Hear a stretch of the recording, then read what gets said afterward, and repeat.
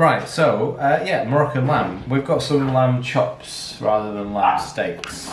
I'm also going to do a double batch, so a double recipe, because I'm going to do some chicken as well. And actually this marinade is best to be left over a few hours, or if you can overnight. We're just going to be doing it cooking straight from scratch. So I've got my pestle and mortar.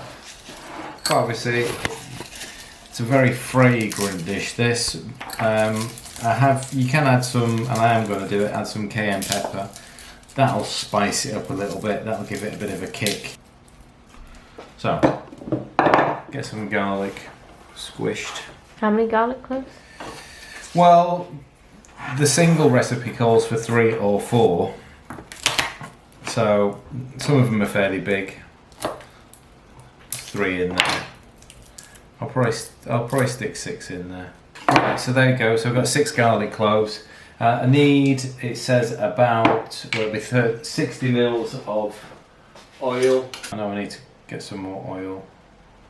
Right, so seasonings. I'm just going to give that a bit of a...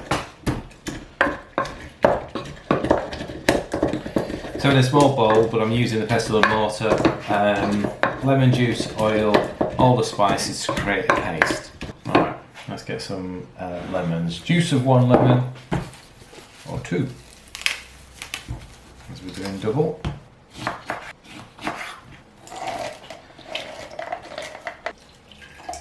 Alright, so that's just the garlic, the lemon and the oil in there at the minute. Can I show him what it looks like? Well, it's just very liquidy at the moment. I don't know if they can't see it on there. I can see it, yeah. I've got some little bit of fresh mint here. You could use dried if you've got dried. Right. 1/4 teaspoon of cayenne. I'm still going to keep it to around about 1/4, and we'll taste it and see how spicy it is. I need to get some black pepper, salt, teaspoon of paprika. Now, we are massive fans of paprika, so, and cumin. So, a teaspoon per portion. I just realised also coriander as well. Coriander as well.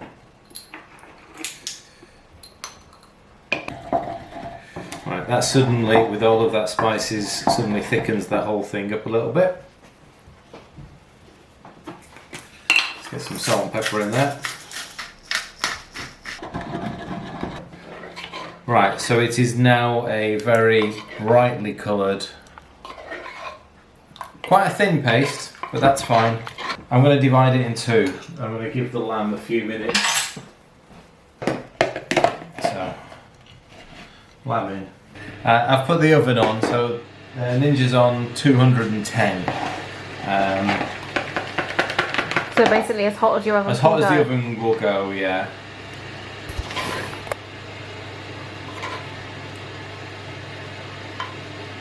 Right, that looks like about enough. Saving some of that for chicken. Right, and it is better if you just get your hands in. Get as much of that lamb covered and coated in the dressing. It smells great. It does smell great actually.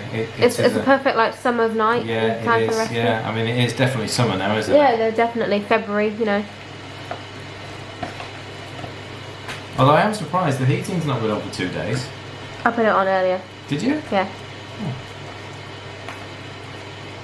Right, I'm just going to let that sit for a little while.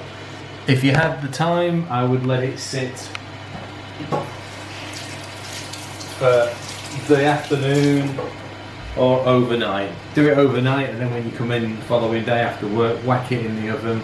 I bet this is going to work well with the chicken as well. It will work well with the chicken. I mean, we've got 4 decent sized chicken breasts in here. There's about half a kilo, no more than, sorry. It's about 800 grams of chicken. I'm going to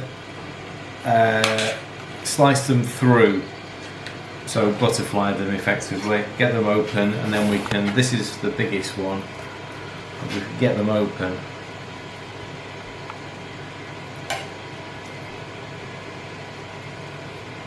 There we go, beautiful.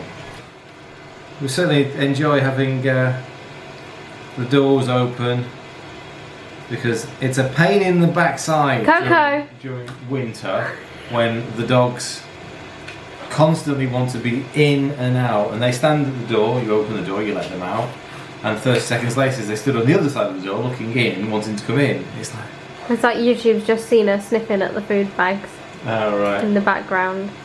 Right, so I've just opened up the chicken breast just so they can cook much quicker, because I'm going to griddle those. Let's get the sauce in. Right, same again, get that chicken coated. A few weeks ago, I can't remember what you were making, but I said it smelt like FFS when we were making the book. Remember you saying that, but I can't remember what it was. This is the smell of keto and spice. So this is July, what July smelled like. Because it was constantly bashing ginger and garlic. In the pestle and mortar, in the pestle and mortar, yeah. Is the recipe in one of the cookbooks, Keto and Spice, page 66.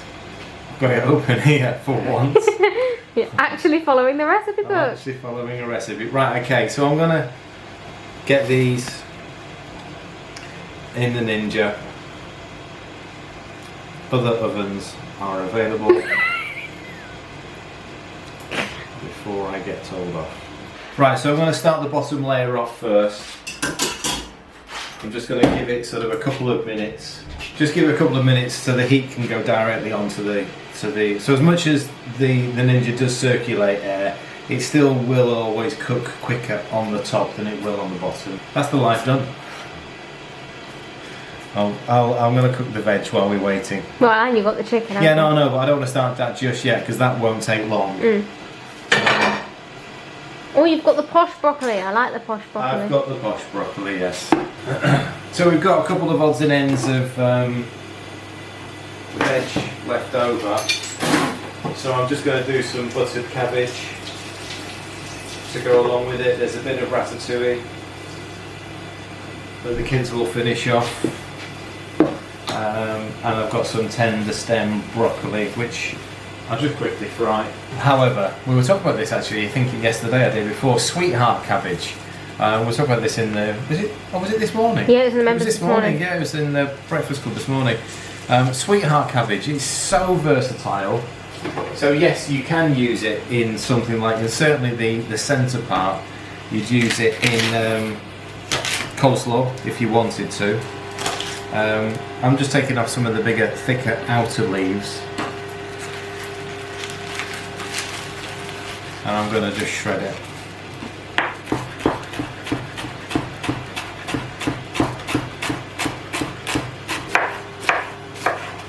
It's a very light cabbage. It really doesn't take much in the way of cooking at all. Please don't boil it.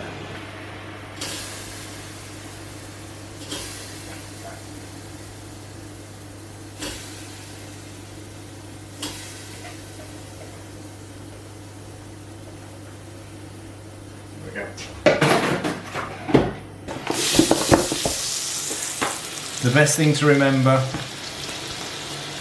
it's always dangerous when you go, oh look, let's do a demonstration on cutting something, because you guarantee you're going to end up cutting yourself, is point your fingers away. So knuckles are the guard, and you use the knuckle. And if your knife is sharp, you shouldn't have to push that hard. Okay, the more blunt the knife is, the more in danger you are of slicing yourself. Which is weird because if you've got a sharp knife, you don't have to push through the food. There you go. Use your knuckle as the guard.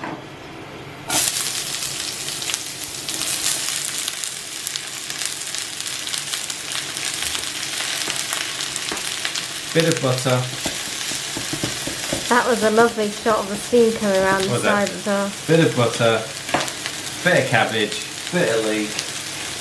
All it's going to need is salt and pepper. And that's pretty much one of the best sides for any piece of protein. Especially when the protein has all the flavour on it.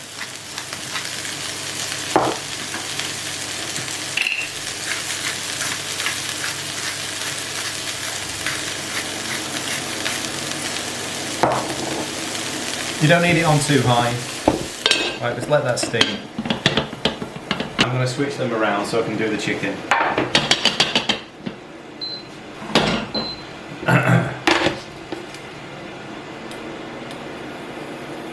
Right, there's probably nothing left in this, is there, to use?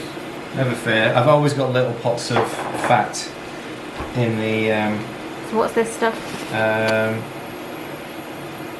It's a seasoned one. I can't remember what it is now. It's definitely seasoned because of the colour of it. Yeah. So you can sort of see, I don't know if you... There you go, you can see that now. So it's got different colours. There's a Looks layer, like ice cream. there's a layer of there's some seasoning at the top of the fat. I'm trying to work out what it is. I can't remember. Oh, hang on. That's lamb. That's that smells like. You haven't had lamb in a while. Keema. No, that would be the colour. Yeah. Why would you have fat from a keema? I can't remember now. I honestly can't remember. Was it the fat that came out of your Scotch eggs, maybe? There you go. Well done. Yeah, you made lamb Scotch eggs. You're right indeed. Yes, you're right. So yes, there's a little bit of oil on these as well, so it doesn't need much in the pan, but I've got to make sure.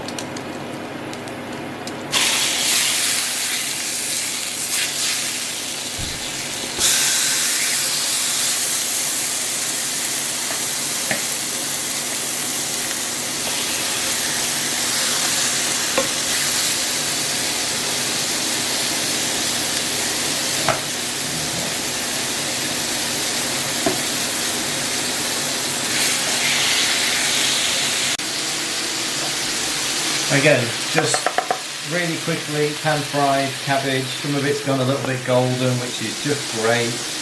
That's done. It's done. It doesn't need anything else in there. Can barely see you behind all the steam. You what, sorry? Can barely see you behind all the steam.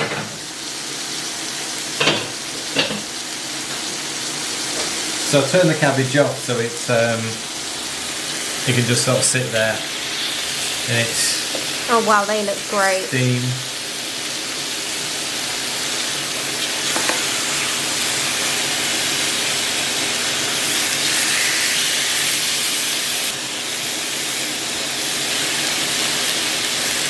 There's plenty of liquid coming out of them as well, so I'm gonna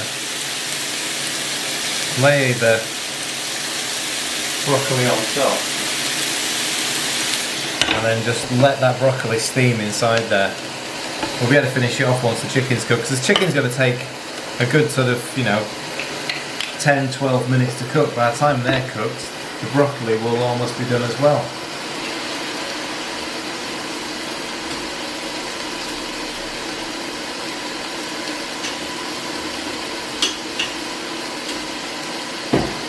Right, I'll just give them another minute or two. Top layer's nearly done, so I might switch them over just so we get a nice even crisp. What temp? It's on the oven setting, Nick, and it's on it's on 210. So bake 210. So the mint that I made, it's gone a bit dark, a bit brown, because there's no preservatives in it, so I'm not going to use that. This is a coriander pesto that I made a little while ago. I'm going to mix it with some yogurt and mint. Actually, that's really good. So what have you just added to that? Mint leaves, yogurt? There's a little bit of mint leaf that was left over. It's the coriander pesto that we made a few weeks ago. And I'm just adding in a little bit of sweetener and a little bit of cumin powder. And that cumin works really well. Yeah, perfect for the lamb. So it's surprising that as much as it's coriander pesto, it doesn't taste, it's not an overpowering coriander taste. The mint is still actually quite strong in there.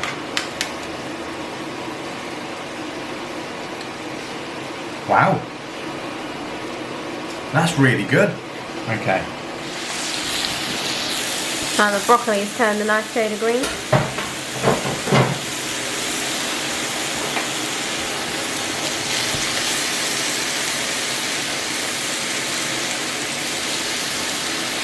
That is what we want.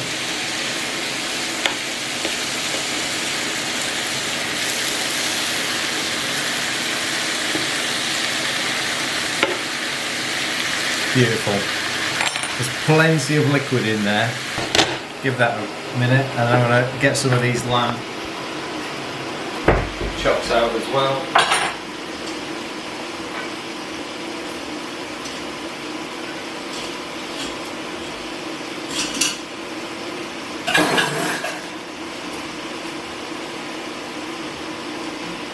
I'm going to give those another couple of minutes, but I'm going to move them to the top.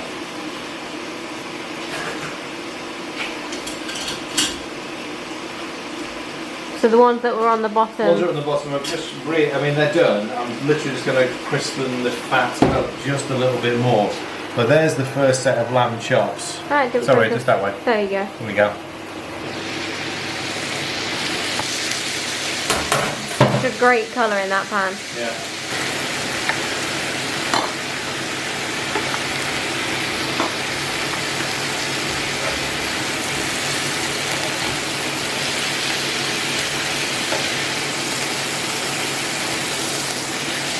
Oh, look at the colour on that one. I'm just going to leave that one in for a little bit, just a minute longer, just because that's the absolute thickest piece. There you go. So, lamb, chicken,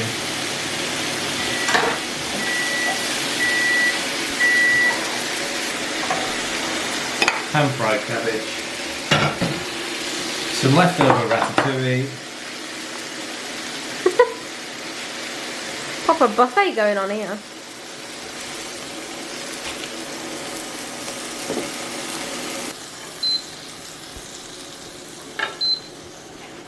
And we're done. Dinner.